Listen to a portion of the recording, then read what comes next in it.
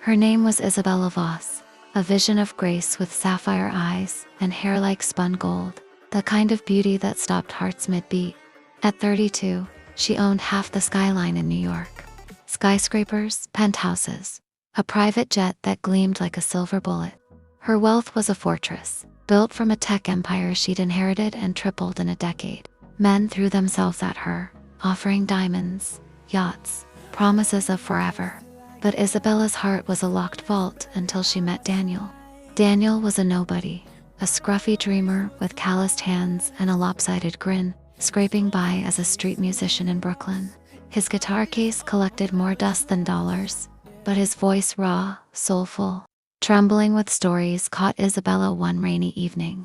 She stood under her umbrella, raindrops kissing her designer heels, mesmerized as he sang of lost love and fleeting hope. She didn't know why, but she stayed until the last note faded. Then she tossed $100 bill into his case and said, "You're wasting yourself here."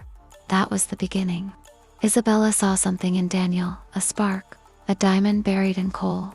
She pulled him into her world, funding his music, hiring producers, dressing him in suits that cost more than his childhood home.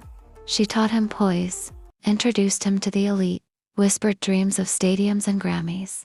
Daniel bloomed under her touch, his songs climbing charts, his name lighting up billboards. She loved him fiercely, secretly, pouring her fortune and soul into his rise. He called her his muse, his savior. She believed him. But success is a cruel mirror.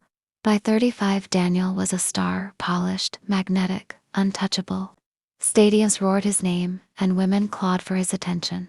Isabella watched from the wings, her heart swelling with pride until the night she found him in his dressing room, tangled with a backup singer, all hungry lips and reckless laughter.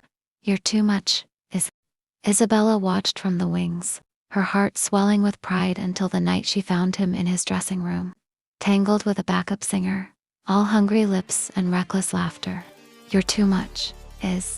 Daniel's career soared higher, fueled by the machine she'd built, while Isabella retreated to her penthouse, staring at a city that no longer felt hers. Months later, a tabloid headline screamed, "Daniel's new flame dumps him star spirals." She read it over coffee, her lips curling faintly.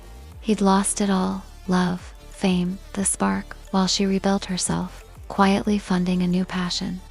A charity for dreamers like he'd been. The irony wasn't lost on her. She'd lifted him from nothing, and he'd fallen back without her. And somewhere, in the ashes of her heartbreak, Isabella found a strange, fierce peace.